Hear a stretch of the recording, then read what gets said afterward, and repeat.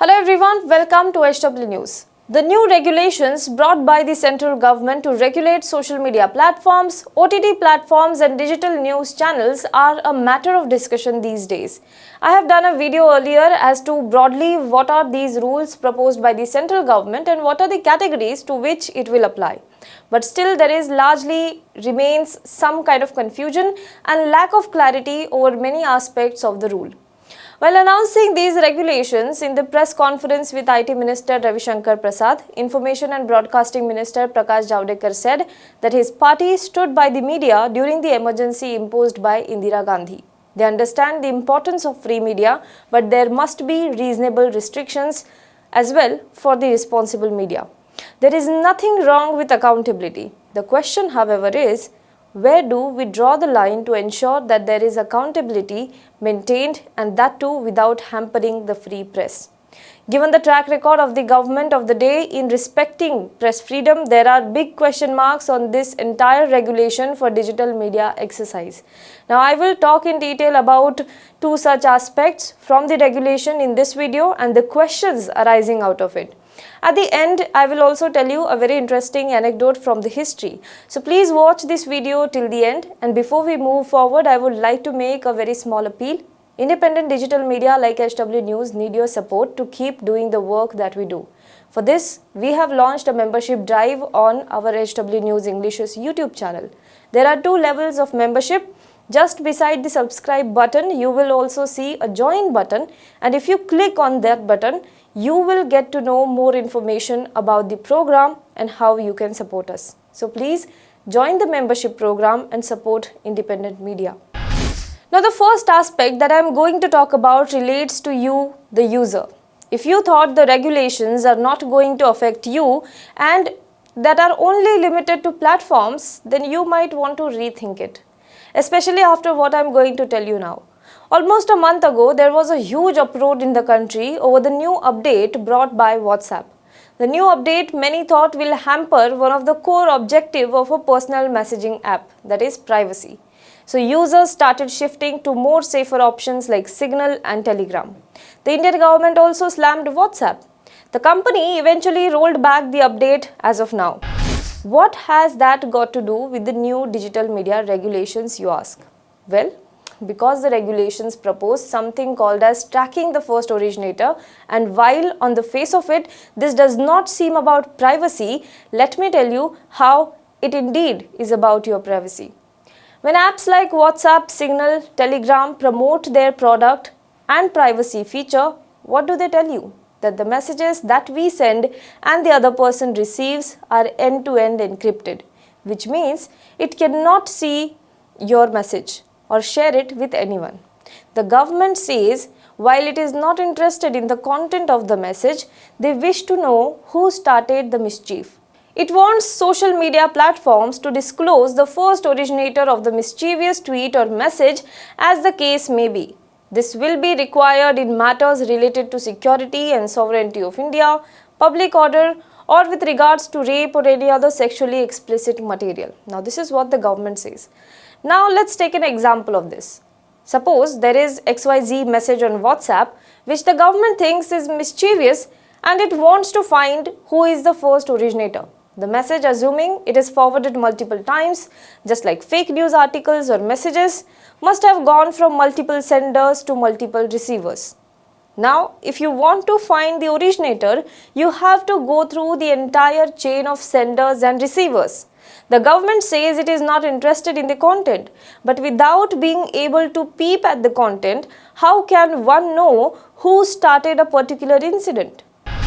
Secondly, how would social media intermediaries comply to this? For players like WhatsApp, which are end-to-end encrypted, this could mean they will be forced to break encryption in India. In the past, when the government has asked WhatsApp to identify the origin of messages, it has always turned down such requests, citing end-to-end encryption. But can it resist the government anymore?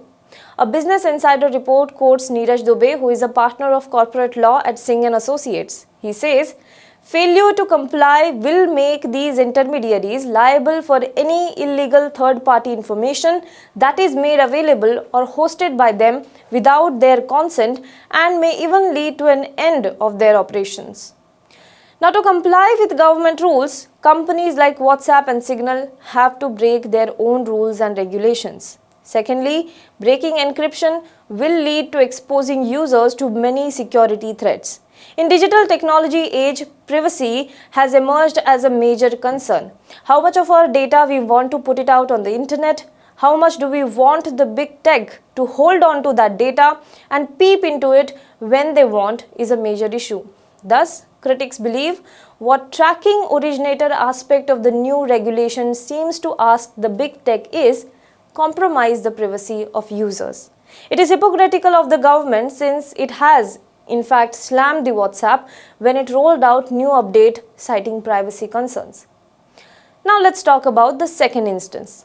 This is not directly linked to the new digital media regulation, but it still concerns digital media or for that matter anyone using digital media platform. Indian Cybercrime Coordination Center, short form is I4C, established under the Ministry of Home Affairs, has launched a volunteer program. What it says on their own website is that it aims to provide a platform to deal with cyber crimes in a coordinated and comprehensive manner. It says, and I quote, "One of the important objectives of I4C is to create ecosystem that brings together academia, industry, public and government in prevention, detection, investigation and prosecution of a cyber crime." The move is appreciable, but how does it want to do it? By allowing ordinary citizens to register themselves as unlawful content flaggers. There are different categories for those who wish to register as cyber volunteer, unlawful content flagger, cyber awareness promoter and cyber experts. Post registration, the individuals can directly report unlawful content. There is no prior verification required for the first category, while the other two categories mandate KYC. Now, what exactly will fall under this unlawful content? The government website says, in general, content that violates any law in force in India will be considered as unlawful content. Now, such content may fall under following broad categories. First is content that is against sovereignty and integrity of India, content that is against the defense of India, against the security of the state, against the friendly relation with foreign states, content that is aimed at disturbing public order, content that disturbs communal harmony, and content which is related to child sex abuse. Now, the government says the program has been launched to improve cyber security, but the critics point out this could lead to increasing surveillance by the citizens themselves. Not to say how this could lead to cyber vigilantism as well. Journalists and reporters frequently face abusive social media attacks from IT cells or fan groups for reports that may be looked at as not favoring a particular individual or a party. How will the government ensure that the complaints under this program won't lead to any unnecessary harassment? It is a question worth asking. There have been serious concerns raised against the new digital media rules. Whether these rules are just meant for maintaining the accountability or for increasing government control over the media, a sort of digital emergency. There needs to be more clarity. Now let me tell you the historical anecdote that I was talking about at the beginning of this video. The ruling party often likes to remind people and opposition of emergency, the darkest period for Indian democracy. The civil liberties were suspended by the Indira Gandhi government.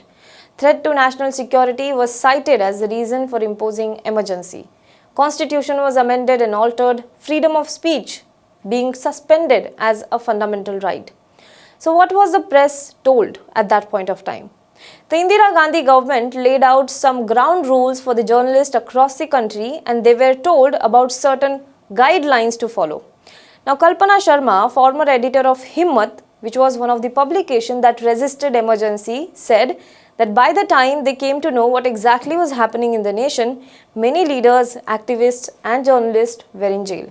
She said that among many rules, one of the rule was, and I quote, "Where news is plainly dangerous, newspapers will assist the chief press advisor by suppressing it themselves.